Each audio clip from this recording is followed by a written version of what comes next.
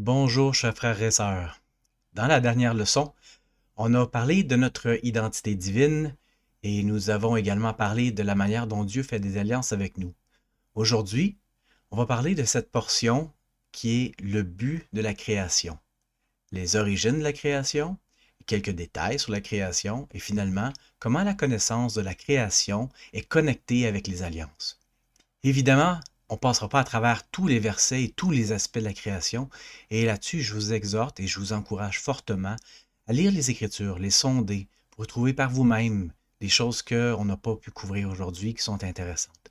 Évidemment, si vous avez des questions, si vous avez des commentaires ou des suggestions, je vous invite à les partager dans la section au bas de la vidéo. Donc, tout d'abord, quel est le but de la création? Pourquoi y a-t-il un plan de salut pour nous? Comment et pourquoi le Seigneur fait alliance avec nous?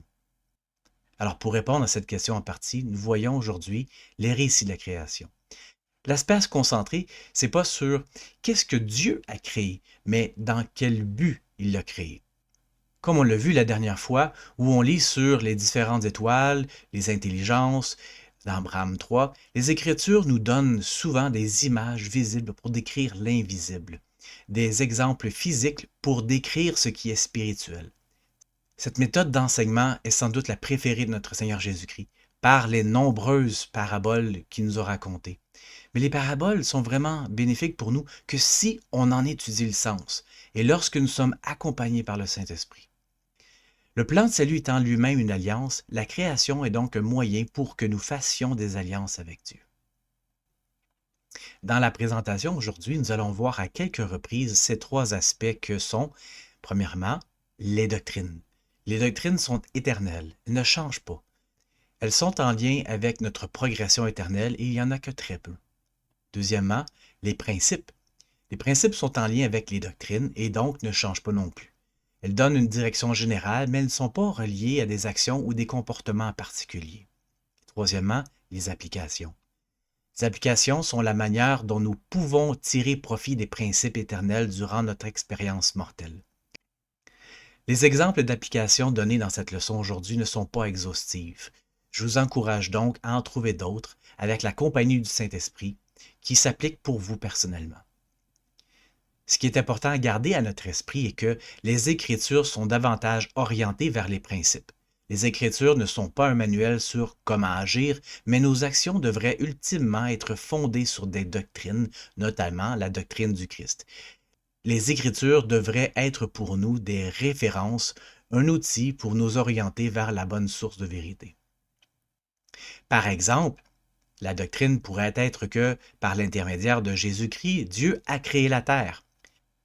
Un principe relié à la doctrine est un élément clé de la création est la séparation de la lumière et de l'obscurité. Et l'application qu'on pourrait en faire est la parole de sagesse, consacrer du temps au Seigneur, étudier les Écritures, les soirées familiales, etc.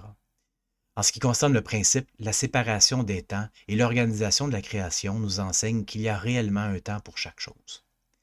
Par exemple, chaque semaine, les saints des derniers jours prennent la Sainte Seine en souvenir du sacrifice expiatoire de Jésus-Christ.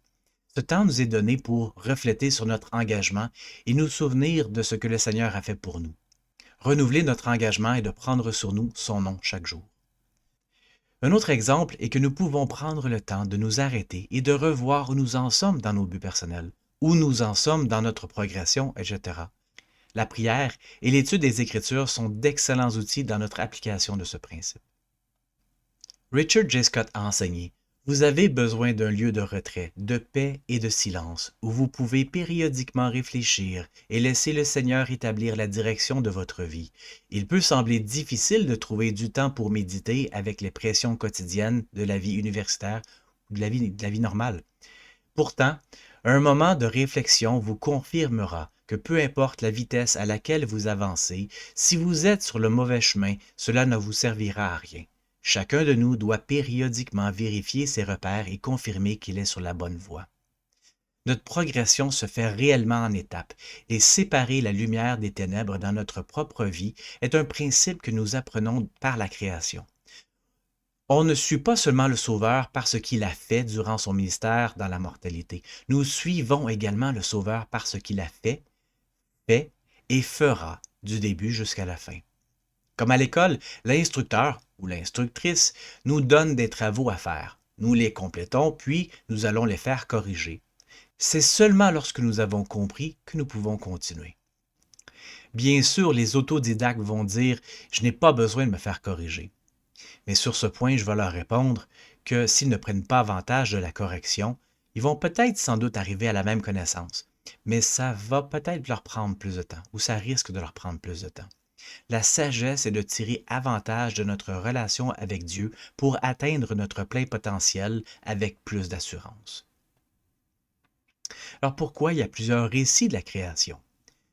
Nous avons les récits de la Genèse, du livre de Moïse, du livre d'Abraham et aussi dans le Temple et aussi également des références de la création dans les Écritures. Alors, aucun de ces récits ne déclare être historique ou scientifique. Pourquoi? Eh bien, parce que chaque récit nous donne des éléments différents par rapport aux autres. Les Écritures nous enseignent autant sur le plan spirituel que sur le plan temporel. Les deux sont importants. De la même manière que les 4 premiers livres du Nouveau Testament sont sur le ministère terrestre de Jésus-Christ, mais que chacun d'eux donne une perspective différente du Sauveur, c'est-à-dire historique, narrative, personnelle, etc., alors plusieurs perspectives sur un même sujet nous aident à mieux comprendre ce sujet pour ne pas errer dans les interprétations.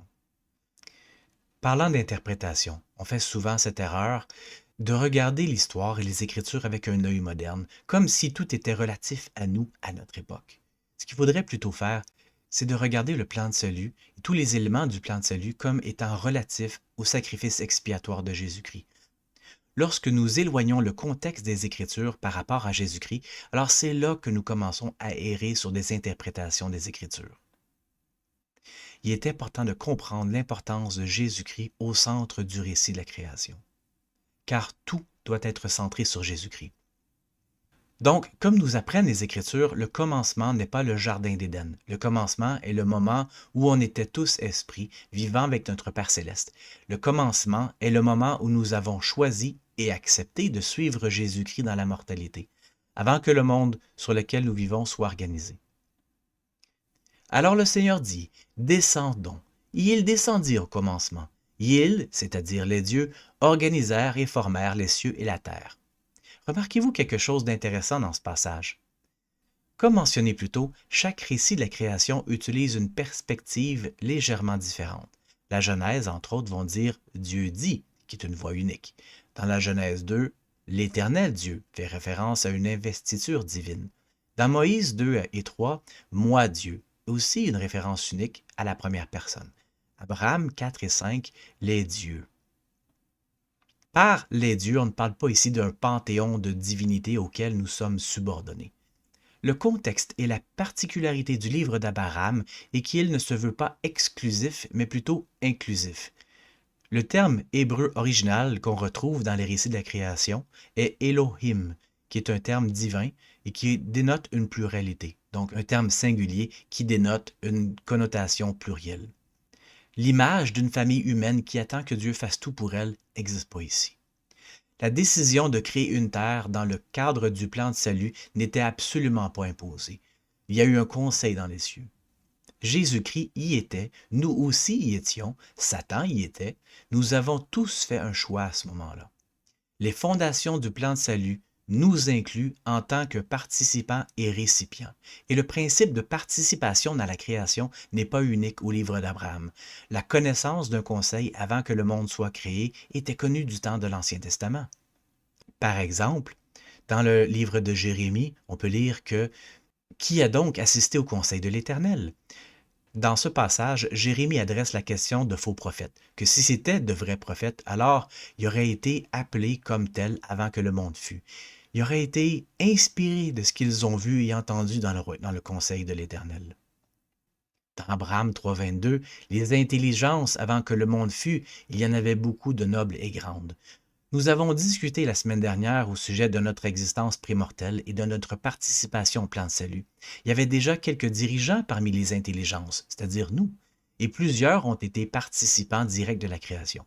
Exactement qui, combien, c'est pas important.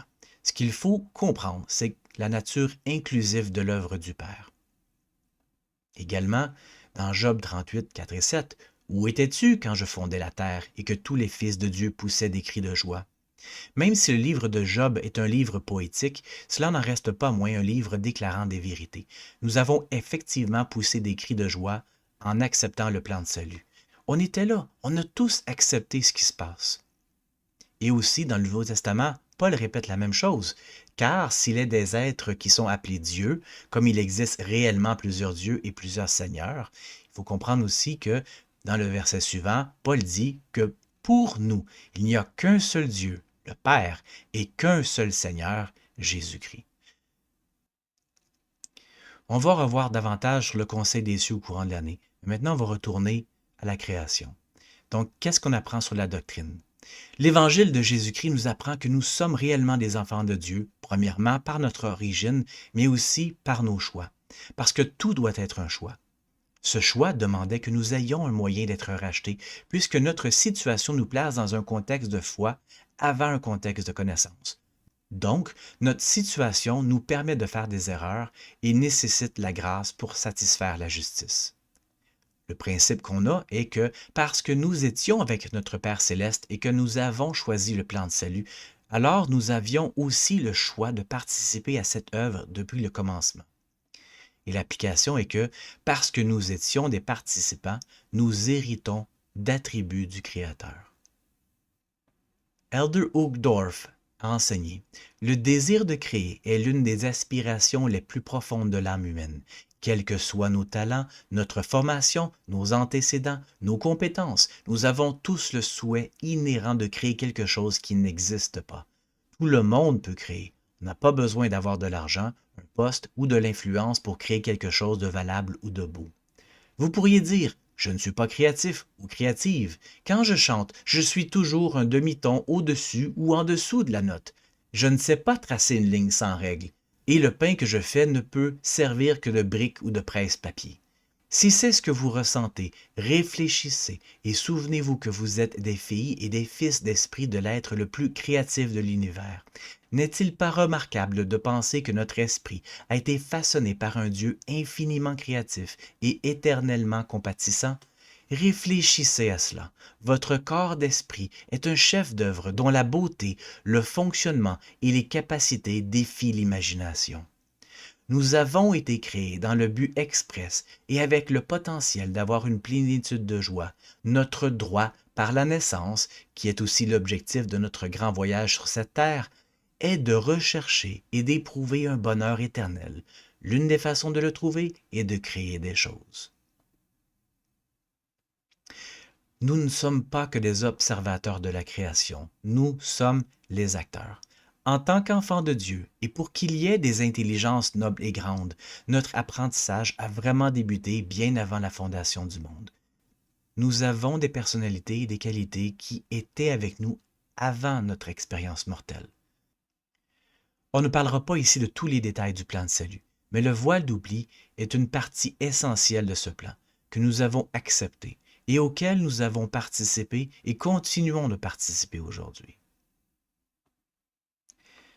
On ne peut pas parler de plan de salut et de création sans planification. Et maintenant, voici, je te dis que ce sont là les origines du ciel et de la terre, quand ils furent créés, lorsque moi, le Seigneur Dieu, je fis le ciel et la terre, et chaque plante des champs avant qu'elle fût sur la terre, et chaque herbe des champs avant qu'elle crût. Car moi, le Seigneur Dieu, je créai spirituellement toutes les choses dont j'ai parlé, avant qu'elles fussent naturellement sur la surface de la terre. Quand j'étais jeune, il y arrivait quelques fois où mes sœurs et moi, on était un peu agités, et rendus au souper, ma mère était un peu exaspérée et nous disait: il y a un temps pour chaque chose, et maintenant, c'est le temps de manger. En d'autres mots, silence maintenant, c'est le temps de manger. L'ordre implique qu'il faut définir un temps pour organiser ce que nous devons faire. Le temps d'organiser et le temps de passer à l'action, par exemple, ne devraient pas être confondus. Les récits de la création répètent ce concept de la création fonctionnelle ou spirituelle, suivi de la création pratique ou temporelle, et les deux ne doivent pas être confondus. John H. Walton, professeur émérite de l'Ancien Testament et auteur de The Lost World of Genesis 1 et aussi Wisdom for Faithful Reading, a écrit: dans le monde ancien, On croyait qu'une chose existait non pas à cause de sa matière, mais parce qu'elle avait une fonction dans un système ordonné. Dans une telle vision, faire exister quelque chose ne signifie pas lui donner une forme matérielle, mais lui attribuer un rôle et une place dans l'ordre du monde. Donc, le but de la création étant plus important que la création elle-même, nous avons ces deux récits pour qu'on comprenne le rôle de chaque étape avant toute chose. En d'autres termes, Dieu a défini la création avant de l'organiser. Donc, pour la doctrine, Dieu est un Dieu d'ordre. À plusieurs endroits dans les Écritures, Dieu fait mention que sa maison est une maison d'ordre, qu'il nous donne ligne sur ligne, précepte sur précepte, qu'il n'est pas utile que nous courions plus vite que nous ayons de force, etc. Dans les Écritures, le principe que nous enseignons, c'est Dieu n'agit pas en réaction à nos décisions. Par exemple, la nécessité d'un sauveur n'est pas suite à la chute, mais tout faisait partie du plan de salut, y était connu à l'avance. L'application qu'on en fait maintenant est que la première chose à faire le matin est de prier. Cette prière sert à dire nos intentions de la journée à Dieu, lui demander du soutien, etc. D'autres prières peuvent être aussi faites durant la journée, mais nous terminons également la journée en prière pour remercier Dieu des dons et des bénédictions que nous avons reçus dans la journée. La prière est un outil de communication, non pour dire à Dieu quoi faire, mais pour solidifier les alliances que nous faisons avec lui. Sur ce, car je connais les projets que j'ai formés pour vous, dit l'Éternel, projets de paix et non de malheur, afin de vous donner un avenir et de l'espérance. Un des buts des récits de la création et des Écritures en général est de nous exhorter à être organisés, à planifier et à comprendre comment tout est à la similitude de ce qui est spirituel. Le but de toute cette planification est notre bonheur et notre perfectionnement.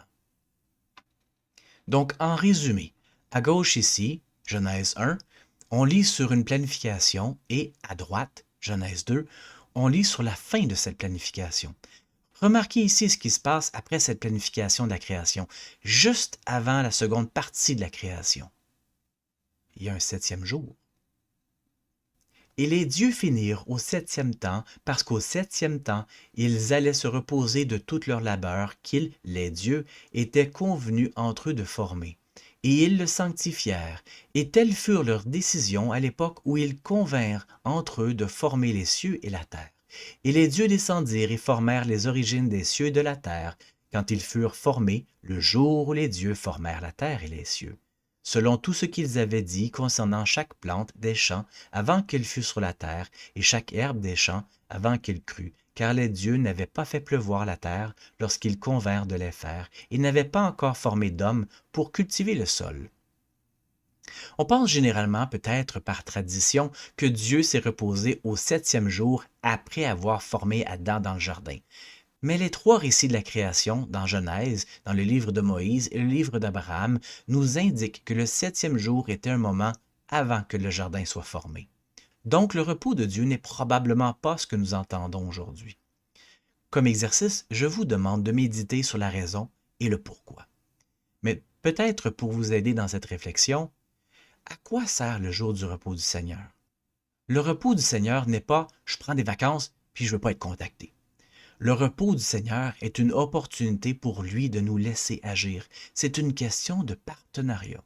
Donc, que pouvons-nous en tirer de ce jour? La doctrine, encore une fois, nous apprenons qu'il y a un ordre dans les cieux et que l'œuvre de Dieu nous inclut. Le principe nous dit que nous devons nous organiser pour trouver un temps à consacrer au Seigneur. La journée exacte n'est pas importante. Et l'application est que l'Église a établi dimanche dans la plupart des régions du monde comme jour où nous participons à l'ordonnance de la Sainte Seine. C'est une question d'uniformité plutôt qu'une obligation. Même chose pour les soirées familiales. Alors, dans certains pays du monde, la Sainte Seine se prend le samedi et d'autres journées. Et les soirées familiales ne sont pas obligées d'être le lundi. Les soirées familiales sont un temps où on passe en famille, peu importe la disponibilité de la famille. Russell M. Nelson a enseigné: en hébreu, le mot sabbat signifie repos. L'objectif du sabbat remonte à la création du monde, lorsque, après 6 jours de travail, le Seigneur s'est reposé de son œuvre. Lorsqu'il révéla plus tard les 10 commandements à Moïse, Dieu nous commanda de nous souvenir du jour du repos pour le sanctifier. Plus tard, le sabbat fut observé par les Israélites pour se rappeler leur délivrance de l'esclavage en Égypte. Chose plus importante peut-être, le sabbat fut donné comme alliance perpétuelle, un rappel constant que le Seigneur sanctifierait son peuple. Le but du sabbat n'est pas de ne rien faire ou de prendre congé. Le but du repos est une opportunité pour nous à voir à notre progression et à notre sanctification. C'est un partenariat que nous avons avec notre Père céleste dans l'œuvre qu'il accomplit. Comme l'Écriture dit, quand vous êtes au service de vos semblables, vous êtes au service de votre Dieu. Du chaos à l'organisation. Ils, les dieux, dirent que la lumière soit, et la lumière fut. Ils, les dieux, perçurent la lumière, car elle était brillante, et ils séparèrent la lumière, ou la firent séparer d'avec les ténèbres. Tel que mentionné plus tôt lors de la création, il y a non seulement une planification ou une organisation, mais également une séparation. L'ordre implique qu'il y ait une séparation, que ce soit par la parole de sagesse qui nous enseigne que nous avons besoin de repos ou que nous avons besoin de diversité alimentaire, etc. L'ordre implique qu'il y ait une séparation, que ce soit par la parole de sagesse qui nous enseigne que nous avons besoin de repos ou que nous avons besoin de diversité alimentaire, etc. Mais la séparation inclut également celle de ce qui est bien, de ce qui est mal. Par exemple, dans nos efforts à obéir au commandement par rapport au péché. Pour ce qui est de la création, la séparation à période nous enseigne que même Dieu se repose. Qu'est-ce que ça veut dire? Ce que ça veut dire, c'est que la création nous apprend deux choses, qu'il y a une création spirituelle ou fonctionnelle et ensuite une création temporelle matérielle, et alors la création n'est pas spontanée. L'homme était aussi au commencement avec Dieu. L'intelligence ou la lumière de la vérité n'a été ni créée ni faite et ne peut assurément pas l'être. J'ouvre une parenthèse ici. Considérez que les papyrus qui sont à l'origine du livre d'Abraham ont été acquis par Joseph Smith en 1835 et la section 93 qu'on vient de lire dans les Doctrines et Alliances a été révélée à Joseph Smith 2 ans auparavant, soit en 1833. La situation en Ohio de l'époque demandait une organisation de l'école des prophètes pour que les saints puissent avoir une maison d'apprentissage. Je ferme la parenthèse. Quand un architecte dessine les plans d'une maison pour que le constructeur puisse la construire, la maison n'est pas créée à partir de rien. L'architecte se base sur ce qu'il a en tête, une idée, sur des lois et des principes pour établir le plan. Il prend une feuille de papier, son crayon, dessine des lignes, et le constructeur prend des matériaux existants et organise ceux-ci selon le plan que l'architecte a établi. Rien ne se crée, rien ne se perd, tout se transforme. Cette citation a été prononcée par Antoine Laurent de Lavoisier en 1789. Il y a une doctrine qu'il faut comprendre, que tout est éternel, incluant la matière. Il n'y a aucune création ex nihilo ou création à partir de rien. Le principe rattaché à cette doctrine est qu'il y a des vérités éternelles et tout ce qui est rattaché à une progression éternelle. L'application de ces vérités est que Dieu transforme et organise tout ce qui est désorganisé vers sa propre perfection. Tout ce que nous sommes et tout ce que nous avons est en similitude de cette doctrine d'éternité et de ce principe de progression éternelle. Tout bâtiment construit, toute ville organisée, toute œuvre d'art réalisée, tout usinage fabriqué, etc., suit fondamentalement ce principe que rien n'est créé à partir de rien. Mais tout est organisé et façonné dans un ordre et une harmonie qui lui est propre. Tout passe ou devrait passer par une période de planification, puis à une réalisation. Joseph Smith a enseigné. Or, le mot créer vient du mot baha, qui ne signifie pas créer à partir de rien. Il signifie organiser, de la même manière qu'un homme organiserait des matériaux pour construire un navire.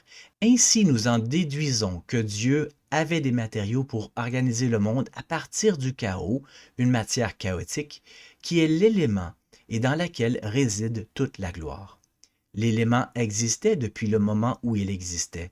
Les principes purs de l'élément sont des principes qui ne peuvent jamais être détruits. Ils peuvent être organisés et réorganisés, mais non détruits. Ils n'ont pas eu de commencement, ils ne peuvent avoir de fin.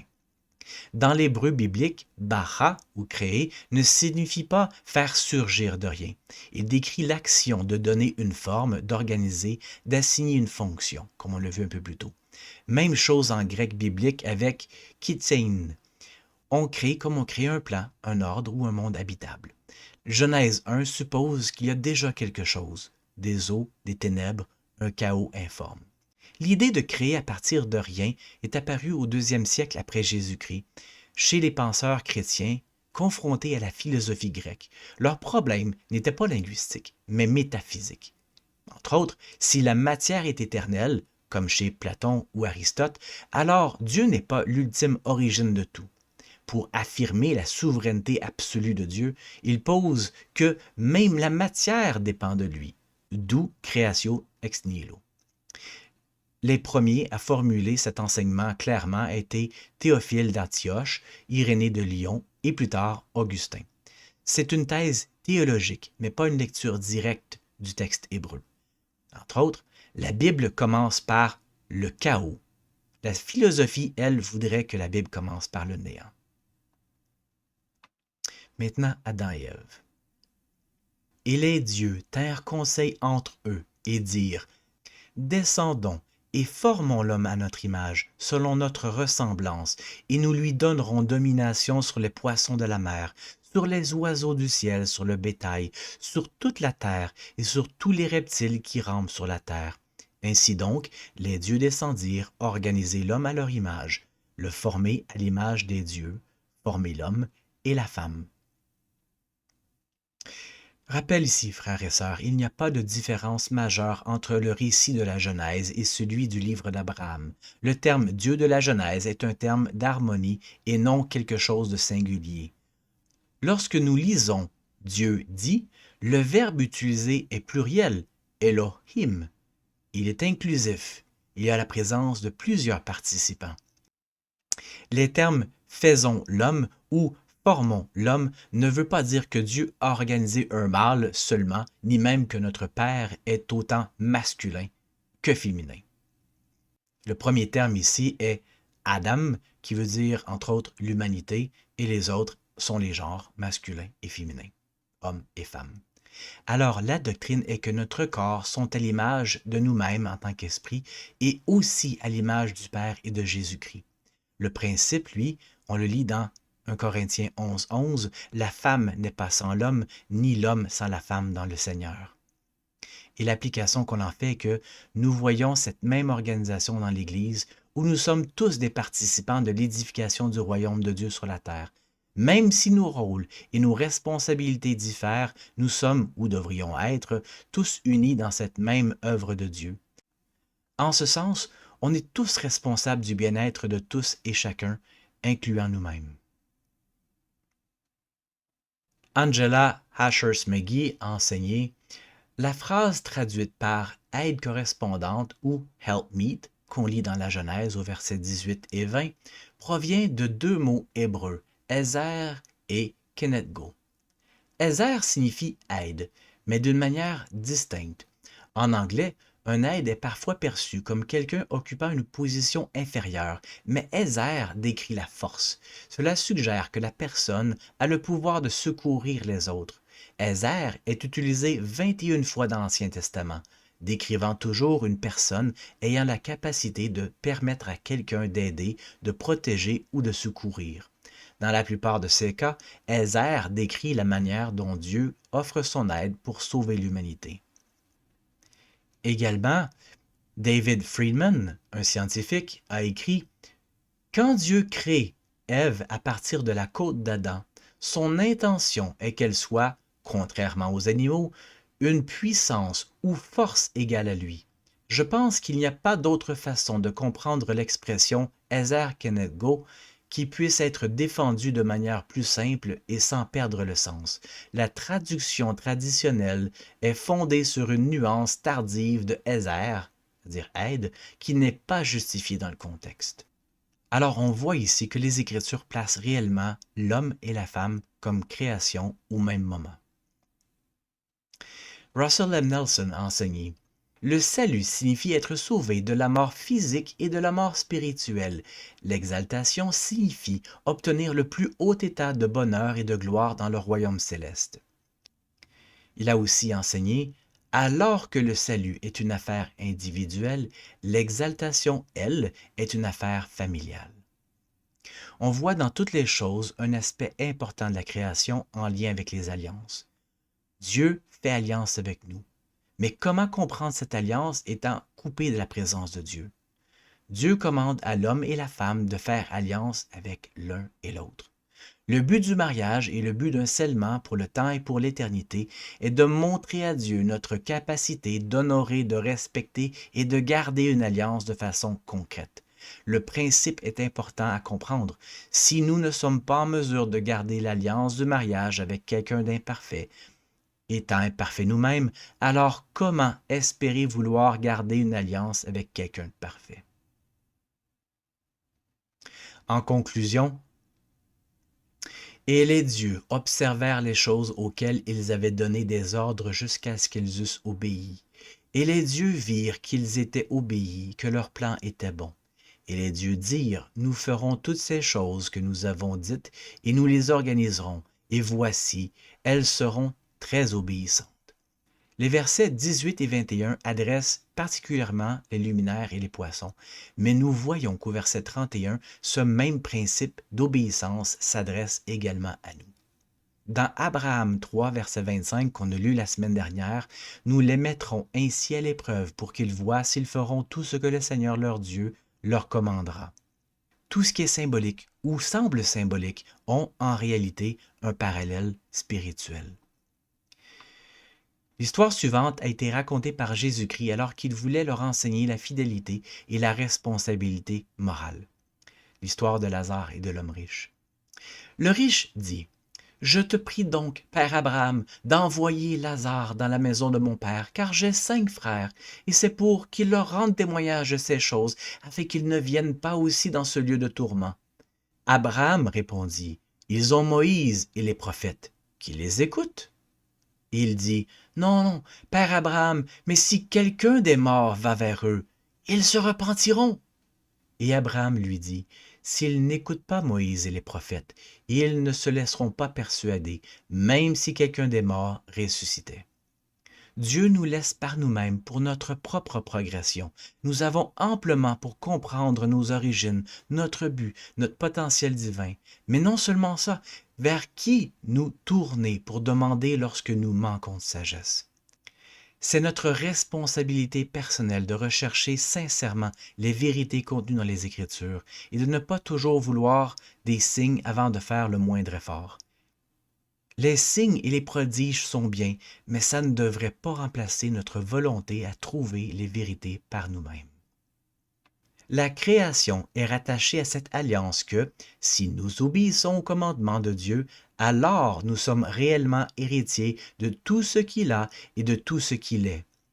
Une alliance est un contrat bidirectionnel, que Dieu croit en nous et nous fait confiance que nous allons faire de même envers lui. Si notre Père céleste représente la perfection, alors peut-on trouver quelque chose de mieux ailleurs? Notre Sauveur Jésus-Christ est cet exemple parfait que nous avons de cette perfection.